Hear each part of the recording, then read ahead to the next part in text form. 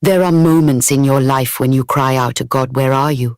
You pray, but heaven feels silent. You worship, but it seems like the skies are closed. You wait, but you hear nothing. And yet, his voice has never stopped speaking. It is we who have forgotten how to listen. You see, God's voice is not absent. It is often drowned in the noise of our own minds. The world has become so loud, opinions, distractions, anxieties, all fighting for your attention, and the whisper of God, so soft, so sacred, cannot be heard in a heart that has no stillness. The first key is the noise that drowns the whisper. He will not compete with chaos. You must quiet the inner storm before you can recognize his peace. You cannot hear the melody of heaven when you are tuned to the frequency of fear. Then comes the stillness that unlocks his presence, There is a stillness that doesn't come from the absence of sound, but from the presence of surrender. It is when your spirit says, "Speak, Lord, for your servant is listening." It's when you stop trying to control what only he can guide. It's when silence becomes holy and every breath becomes worship. It is in that stillness that the voice of God doesn't shout, it awakens. You don't just hear him, you know him. But even stillness is not enough if the heart resists surrender. The third key is the surrender that opens your ears. You cannot hear a master you refuse to obey. God's voice becomes clear when your will bows low. So many say, "Oh God, show me what to do." But what they really mean is, "Show me if I agree." No, my friend, revelation follows surrender. When you lay your plans at his feet, his voice will meet you there. And then comes the obedience that sharpens your spirit. Each act of obedience tunes your ear to his tone. Every time you choose to trust him, even when it hurts, you become more aware of his heartbeat. God speaks most clearly to those who have decided to follow without needing to understand. You see, revelation is not a reward for the curious. It is a gift to the obedient. But there's something deeper still, the purity that clears the frequency. Sin clogs the channel of divine communication. Jealousy, bitterness, pride, they create static in the spirit. You cannot hear the whisper of God when your heart is filled with the noise of resentment.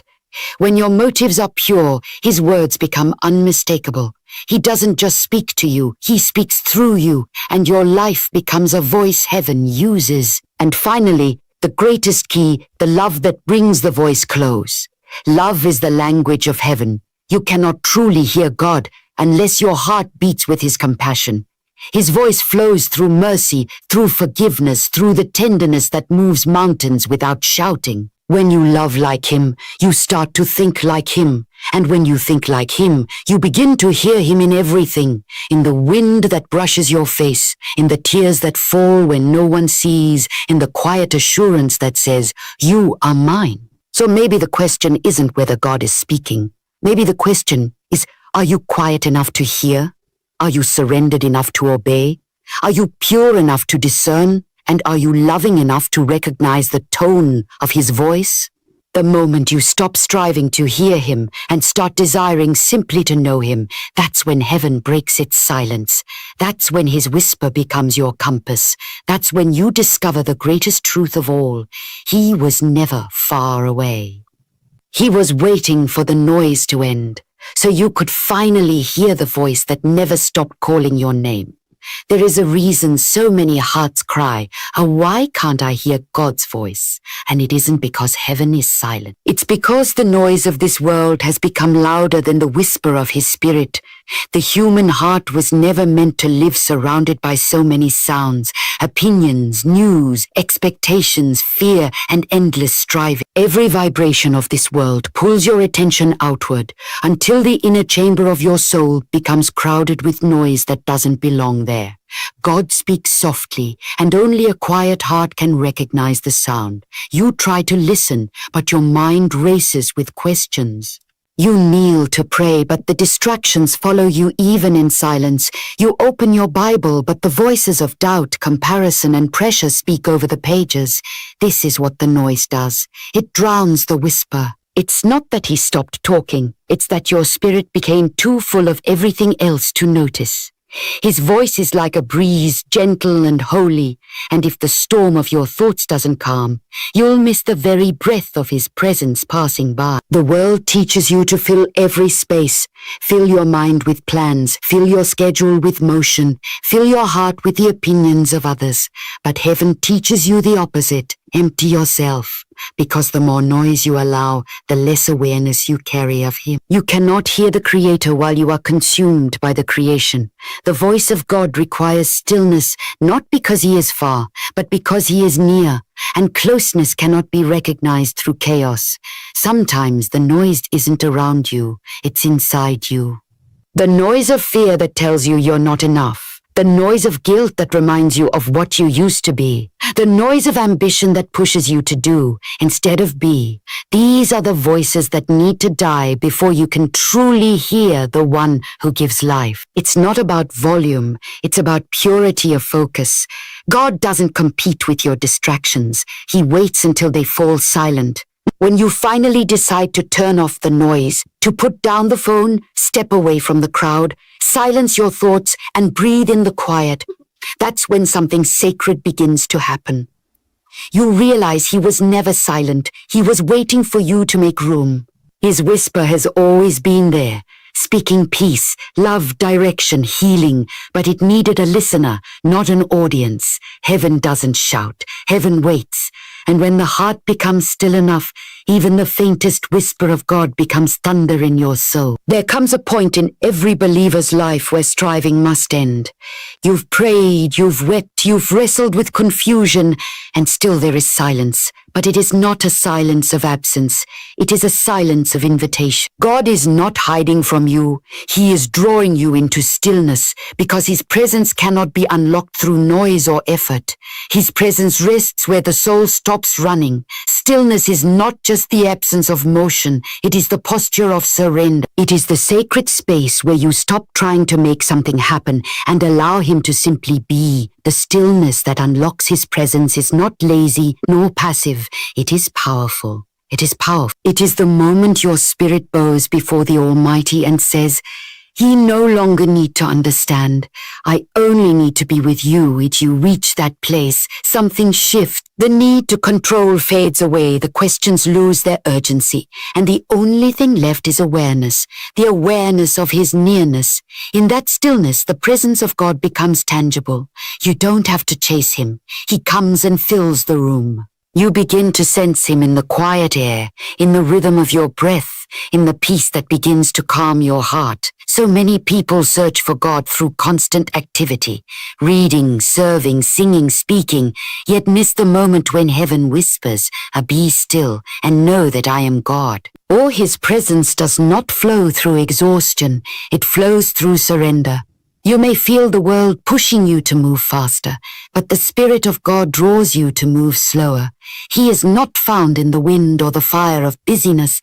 He is found in the gentle whisper that follows the storm. Stillness is not about doing nothing. It's about doing one thing, being present with him. When your heart is still, you start to hear the language of heaven not through words, but through peace. His presence does not shout to impress you. It settles to transform you. In the stillness, you realize he has been there all along, waiting, watching, loving, until you quieted enough to feel him. That is the secret. The noise of the world will never teach you. When you stop moving, he starts revealing. When you stop talking, he starts filling. And when you finally rest, his presence becomes the very air your soul was always meant to breathe. There is a level of hearing that only opens when the heart finally surrenders. You can pray, you can fast, you can worship, but until your will bows to his, your ears will remain closed to the depth of his voice. God does not whisper to impress, he whispers to instruct, and instruction is only given to those who have already decided to obey. Surrender is not losing, it is the unlocking. It is the sacred exchange where your plans fall and his plans rise. You cannot hear the voice of a master you are still arguing with. Many want revelation without relinquishing control. They say, "Oh God, show me your will," but what they truly mean is, Show me if I agree with it. Yet heaven does not negotiate with pride. It responds to humility. The voice of God becomes clear when your heart says, "Yes, Lord," even before you know what He will ask. That kind of surrender shifts everything. It removes the static of self, the interference of your own reasoning, and the need to always understand. When your surrender is real, His whisper becomes unmistakable, not because He speaks louder, but because everything else in you finally becomes quiet. There is a divine clarity that follows a yielded heart. When you stop wrestling with what God has already decided, peace begins to flow where confusion once lived. Surrender is the soil where revelation grows. God is not moved by how long you talk to Him. He is moved by how deeply you trust Him. He doesn't need your performance. He desires your permission to lead, to guide, to speak. And once you stop fighting His direction, His presence stops feeling distant. Sometimes we fear surrender because we think it will cost us everything. But the truth is, it only costs what was never meant to stay.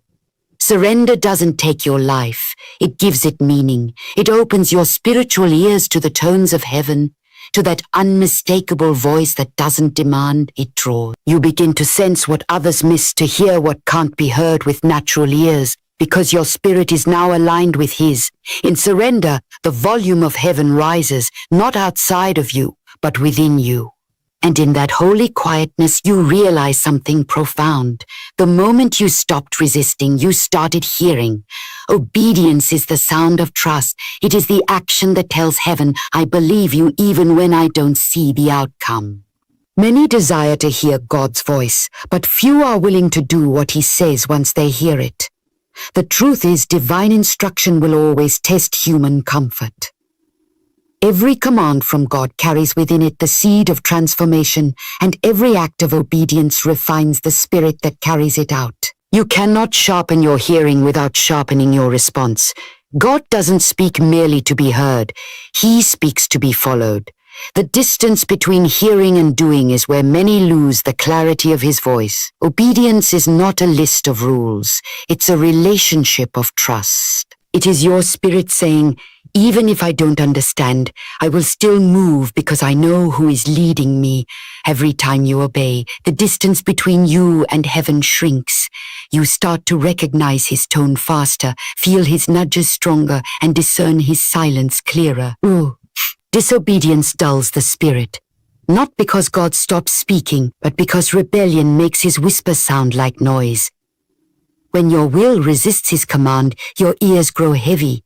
When your will yields, your ears awaken. The refining of the spirit begins in small moments. It's not always about great leaps of faith. It's in the gentle daily choices that sharpen you. When you forgive when you'd rather stay offended. When you speak truth even when silence would protect you. When you give generously, even when no one sees. These are the quiet obediences that tune your heart to heaven's frequency. Each time you respond to that inner nudge, your spirit becomes more sensitive, your discernment more precise, your awareness more alive. Obedience builds intimacy because every yes draws you closer to His heart. Many seek signs, confirmations, and voices from heaven, yet ignore the last instruction God gave them. Revelation halts where obedience ends. You cannot receive new direction if you haven't yet honored the old one. God trusts the obedient with clarity because He knows they will act upon what they hear. To the surrendered soul, even His silence carries meaning. To the disobedient, even His words sound confusing. The sharpening of your spirit happens not through noise, but through action, the consistent alignment of your choices with His will. There are times when obedience will feel painful. It will lead you through seasons that make no sense. It may cost you relationships, opportunities, or comfort. But obedience is not about the ease of the path. It's about the certainty of the voice that sent you. When you walk in obedience, you begin to sense heaven's approval in places others only see struggle. The peace that comes from alignment is stronger than the fear that comes from uncertainty. Every act of obedience becomes a strike of the sword, sharpening your spiritual edge. The more you follow, the more you discern. The more you discern, the more you trust. And the more you trust, the easier it becomes to move at His word without hesitation. There is a mystery in how obedience works. It teaches the Spirit to move without delay, in the heart to listen without resistance. You start to hear differently. You start to see differently. You begin to recognize that obedience is not about control.